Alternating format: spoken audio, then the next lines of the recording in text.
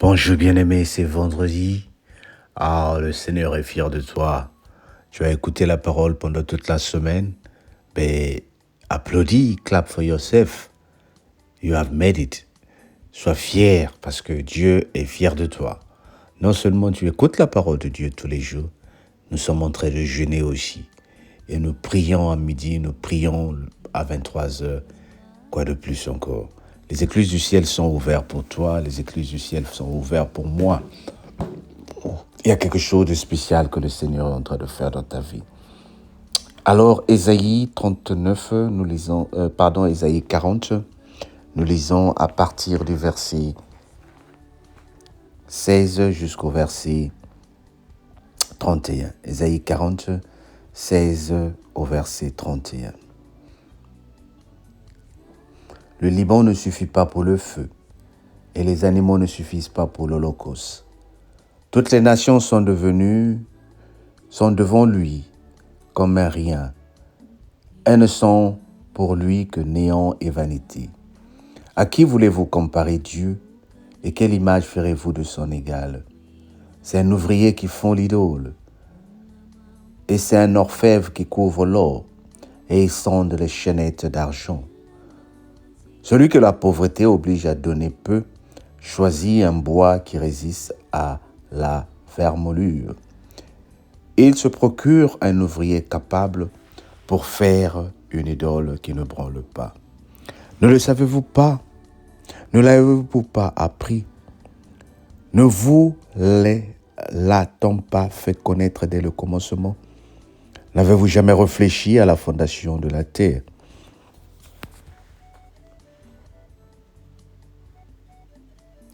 Celui qui a la pauvreté,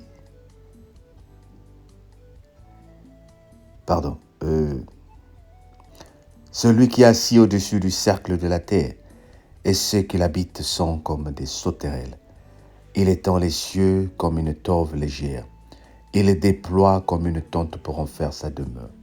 Celui qui réduit des princes au néant et qui fait des juges de la terre une vanité. Ils ne sont même pas plantés, pas même sémés. Leur tronc n'a pas même de racines en terre. Il souffre sur eux et ils se dessèchent. Et un tourbillon les emporte comme le chaume. À qui me comparez-vous? Pour qui lui ressemble? Dit le Saint.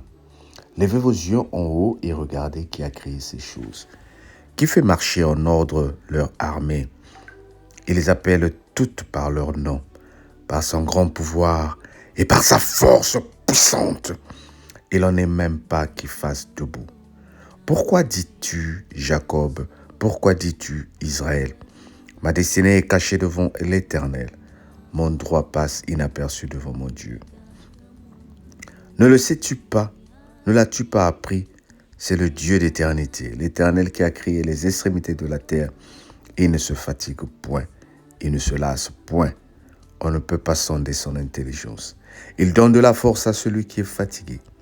Il augmente la vigueur de celui qui tombe en défaillance. Les adolescents se fatiguent et se lâchent, et les jeunes hommes chancellent. Mais ceux qui se confient à l'Éternel renouvellent leur force. Ils prennent le vol comme les aigles, ils courent et ne se lassent point, ils marchent et ne se fatiguent point. Amen. Mais ceux qui se confient à l'Éternel renouvellent leur force. Et j'ai vu cela la semaine dernière quand j'étais très malade. Tu as peut-être remarqué en écoutant la parole que j'étais en train d'éternuer. J'étais en train de me forcer pour parler. Et j'ai vu comment j'étais très faible. Mais en comptant en l'Éternel, nos forces sont renouvelées. Tu as comme l'impression à un moment tu es malade et que tout ne va plus. Mais un peu de temps, un clin d'œil, et le Seigneur renouvelle les cellules qui étaient mortes en toi. Nous ne prenons pas ces choses comme un garantie. We don't take them for granted, as we say in English. Nous ne prenons pas ces choses à la légère pour dire que c'est normal. Bien aimé, se lever et se coucher n'est pas un hasard, c'est une grâce de Dieu. Parce qu'il y a des gens qui dorment et ne se réveillent plus. Mais nous nous lèvons. Nous sommes en vie. Et nous avons parfois l'impression que c'est normal, que ce sont nos efforts, que ce sont les réveils qu'on a programmés pour nous lever. Bien aimé, non, c'est Dieu qui le fait pour nous. Il est bon, notre Dieu. Dis avec moi, Amen. C'est lui qui te donne la force d'aller au travail. C'est lui qui te donne la force actuellement pendant que tu es en route en train de m'écouter. C'est lui qui t'a donné la force. Et c'est lui qui régénère les forces lorsque tu les as plus. Ne t'inquiète pas lorsque le monde ne te comprend pas, mais tourne vers l'Éternel et dis, Seigneur, renouvelle ma force. Renouvelle mes pas. Dieu n'a pas encore fini avec toi, bien-aimé. Il est en train de renouveler tout ce qui est mort dans ta vie.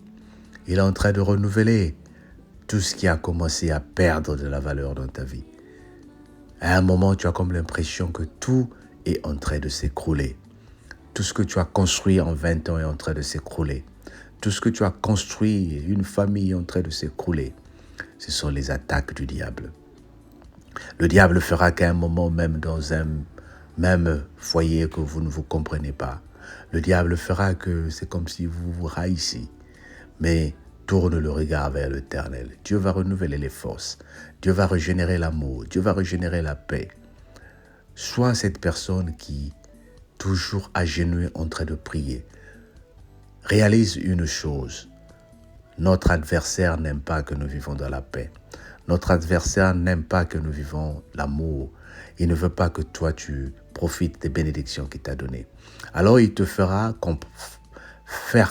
il fera que tu penses que la personne que le Seigneur t'a donnée ne vaut rien. La famille que le Seigneur t'a donnée ne valent rien. Juste pour te décevoir et pour te garder dans une situation de low mood, comme on dit en anglais, où toi tu vas être dépressif tout le temps.